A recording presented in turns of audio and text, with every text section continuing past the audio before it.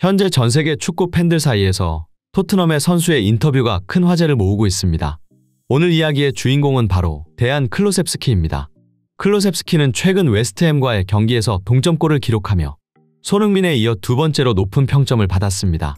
특히 손흥민의 득점 기회를 만들어낸 패스로 영국 축구계로부터 큰 찬사를 받고 있는데요. 그런데 클루셉스키는 인터뷰에서 당시 상황을 자세히 설명했는데 분명 손흥민이 아니었다면 득점으로 연결짓지 못했을 것이라며 자신의 공을 손흥민에게 돌렸습니다. 대체 그가 왜 이러한 발언을 했던 것인지 전 세계 축구 팬들을 깜짝 놀라게 한 클루셉스키의 한마디. 타임인 스포츠에서 지금 바로 알아보겠습니다. 스웨덴 국적의 공격수 데안 클루셉스키. 그는 토트넘 입단 당시 우측 윙어로 기용되며 손흥민, 케인과 함께 강력한 공격 트리오를 형성했습니다. 유벤투스에서 방출되며 팀 내에서 입지가 부족했던 그는 준수한 연계 플레이를 통해 팬들의 많은 사랑을 받을 수 있었죠. 특히 손흥민이 득점왕 경쟁을 하던 시즌에는 본인이 슈팅할 수 있는 기회에도 손흥민을 위해 슈팅하지 않고 패스를 기다릴 정도였습니다. 하지만 이랬던 그도 시간이 흐르며 점점 변절하고 말았는데요. 토트넘은 시즌을 거듭할수록 선수들의 무분별한 슈팅이 난무하는 상황이 계속되었습니다. 클루셉스키 역시 이러한 혼란 속에서 흔들릴 수밖에 없었죠. 모두가 개인 욕심을 채우려는 상황에서 이타적인 플레이를 유지하는 것은 결코 쉽지 않았습니다. 결국 포스테코글루 감독 부임 이후 클루셉스키 또한 난사성 플레이를 보여 팬들의 강한 비판을 받기도 했습니다. 또한 스피드가 느려 공격 템포를 죽일 때가 많다 보니 윙어로서 쓰기에는 애매하다는 지적이 잇따랐죠. 때문에 클루셉스키는 최근 미드필더로 기용되고 있는데 그의 기존 장점이었던 연계 플레이가 잘 살아나고 있다는 호평을 받고 있습니다. 마치 입단 당시 보였던 손케쿨 시절의 퍼포먼스를 선보이고 있다는 말까지 나오고 있는 상황이죠. 영국 매체 골닷컴은 클루셉스키가 미드필더로 포지션을 변경한 이후 최고의 활약을 펼치고 있다고 전했습니다. 특히 그를 토트넘에서 빠져서는 안 될 핵심 선수라고 평가하며 팀에서 차지하는 그의 비중이 크다는 것을 강조했죠. 전문가들 사이에서도 클루셉스키의 플레이는 점점 더 높이 평가되고 있으며 그의 포지션 전환이 토트넘의 경기력 향상에 큰 기여를 하고 있다는 의견이 지배적인 상황입니다. 지난 웨스트햄전에서도 클루셉스키는 미드필더로 기용되었고 동점골뿐만 아니라 여러 차례 훌륭한 기회 창출을 보여주며 뛰어난 활약을 펼쳤습니다. 최우수 선수로 선정된 손흥민에 이어 두 번째로 높은 평점을 받을 정도였죠. 그런데 경기 종료 후 클루셉스키는 인터뷰에서 분명 손흥민이 아니었다면 후반전 3골이나 넣지 못했을 것이라 말하며 이날 경기에서 손흥민의 영향력이 얼마나 컸는지 강조했습니다. 그가 이러한 발언을 했던 이유는 토트넘이 세 번째 골을 터뜨린 순간에 있었는데요. 후반 54분 손흥민은 하프라인에서 클루셉스키를 향해 날카로운 침투 패스를 보냈습니다. 이를 받은 클루셉스키는 박스 안으로 진입했지만 곧바로 두 명의 수비수에게 막히고 말았죠. 클루셉스키는 당시를 회상하며 주변에 도와줄 동료가 없어 슈팅 각을 찾기 힘들었다고 했습니다. 그런데 그 순간 뒤에서 손흥민의 목소리가 들렸다고 합니다. 클루셉스키는 즉시 공을 건넸고 손흥민은 그 기회를 놓치지 않고 득점으로 연결했다고 하죠. 클루셉스키는 이어서 손흥민의 스피드가 빠르다는 것은 알고 있었지만 이번에 다시 한번 그의 스피드가 리그 최정상급이라는 것을 느꼈다고 말했습니다. 설마 하프라인에서 순식간에 달려와 공을 받아줄 줄은 상상도 못했다고 덧붙이며 손흥민의 놀라운 신체 능력에 감탄을 표했습니다. 클루셉스키는 이어서 손흥민과 함께 뛰는 것은 엄청난 행운이라고 말하며 미드필더로서 역할을 수행한 이후 손흥민이 생각했던 것보다 훨씬 더 위대한 선수라는 것을 느끼고 있다고 밝혔습니다.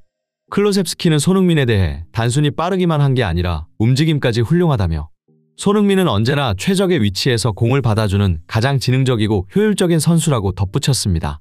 이처럼 클루셉스키는 미드필더로서 손흥민과 더 가까이에서 플레이한 이후 손흥민의 시야와 판단력까지 직접 체감할 수 있었다며 그가 왜 토트넘에서 중요한 존재인지를 매 경기 느끼고 있다고 말했습니다. 축구 전문가들 역시 클루셉스키의 발언이 공감된다는 반응을 보이고 있습니다. 그도 그럴 것이 세계 최고 수준의 플레이메이커들은 오래전부터 손흥민과 함께 뛰고 싶다는 의사를 지속적으로 밝혀왔기 때문입니다. 대표적으로 맨시티의 케빈 데브라위너나 리버풀의 트렌트 알렉산더 아놀드 같은 선수들은 프리미어리그에서 가장 뛰어난 기회 창출 능력을 자랑하는 선수들입니다.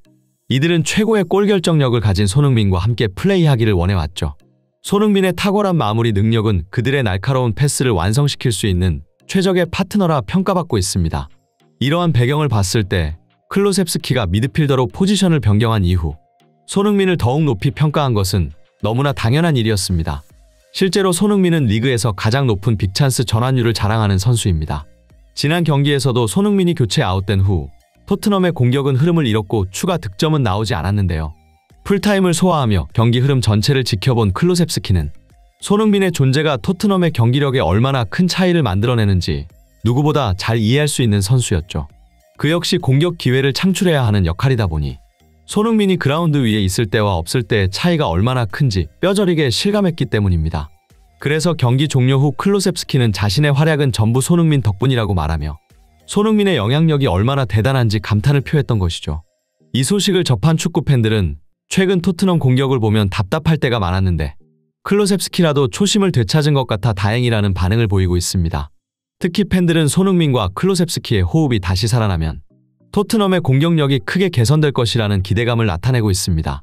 또한 메디슨이 교체된 이후 토트넘 공격이 확 살아났다는 반응을 보이며 파페사르나 루카스 베리발 등 다른 미드필더들에게 더 많은 기회가 주어져야 한다고 주장했습니다.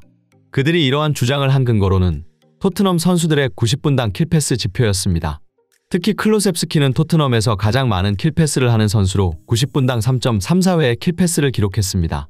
그의 뒤를 잇는 선수는 루카스 베리발로 90분당 2.9회를 기록했는데 여기서 흥미로운 것은 그 다음으로 높은 선수가 제임스 메디슨 같은 미드필더가 아닌 공격수 손흥민이었다는 사실입니다. 손흥민은 90분당 킬패스 2.76회로 팀에서 세 번째로 높았는데 제임스 메디슨의 지표는 2.54에 불과했습니다. 또 다른 주목할 만한 점은 메디슨이 손흥민보다 많은 슈팅을 시도하는 선수라는 사실이었죠. 손흥민의 슈팅 횟수는 90분당 2.07회인 반면 메디슨은 이보다 높은 2.12회를 기록했습니다. 근사한 수치긴 해도 두 선수의 포지션을 고려했을 때 이것은 상당히 기형적인 구조임을 알 수 있습니다. 그렇다 보니 축구 팬들 사이에서는 제임스 메디슨처럼 볼을 끌고 공격 템포를 죽이거나 과도한 슈팅 욕심을 내는 선수는 차라리 없는 게 낫다며 토트넘이 미드필더진을 개편해 손흥민을 중심으로 공격해야 한다는 글이 격한 공감을 얻으며 큰 화제가 되고 있습니다. 한편 손흥민은 최근 축구 레전드 앨런 시어러를 제치고 단일 클럽 최다 공격 포인트 9위에 등극했습니다. 이는 손흥민이 단순히 팀의 핵심 공격수일 뿐만 아니라 프리미어리그 역사를 새롭게 써내려가고 있는 상징적인 선수임을 보여주는 기록인데요. 대한민국의 자랑, 손흥민 선수. 그의 놀라운 업적과 뜨거운 열정은 세계 축구계를 뒤흔들며 한국 축구 역사를 빛내고 있습니다. 저는 앞으로도 손흥민 선수가 멋진 활약 펼치리라 믿어 의심치 않으며 그가 한국 축구의 자존심으로 계속해서 빛나기를 간절히 응원하겠습니다. 여러분도 앞으로 손흥민 선수가 더욱 멋진 활약 펼치길 원하신다면 좋아요 버튼을 눌러서 응원해주시면 감사하겠습니다. 이상 타임인 스포츠였습니다. 시청해주셔서 감사합니다.